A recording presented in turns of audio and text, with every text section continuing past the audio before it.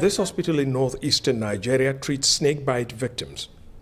Muhammad Isale traveled more than 100 kilometers to get to this health facility for specialized care. It may be run down, but at least he's being treated.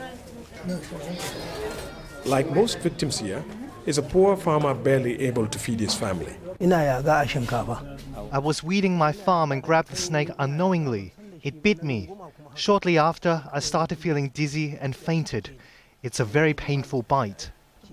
Every month, an average of 370 patients come to the hospital for help. This hospital struggles with a huge number of patients seeking urgent medical attention after being bit by snakes. Getting a bed here is considered a huge success. And because facilities and doctors are overstretched, many who are brought to the hospital don't survive.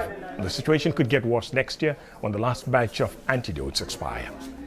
That's a big concern for medical experts. If they stop producing the anti-snake venom, we will be in for a trouble, which means many people will die. Because most of the Indian drugs are not specific for our snakes. So there will be a serious negative consequence. This hospital now has to make do with an antidote limited to treating 3 snake venom.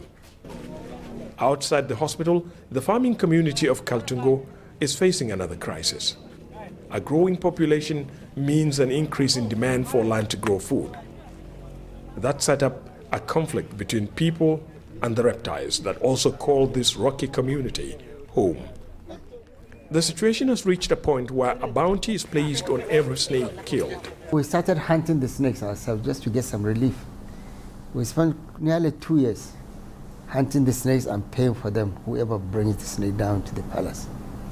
Until one day a professor came from Britain, he said we should stop killing the snakes, because if we kill them all, there will be nothing to produce anti-snake venom for other people to use.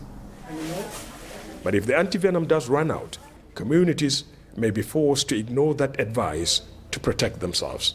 Ahmed Idris, Al Jazeera, Kaltungo, Nigeria.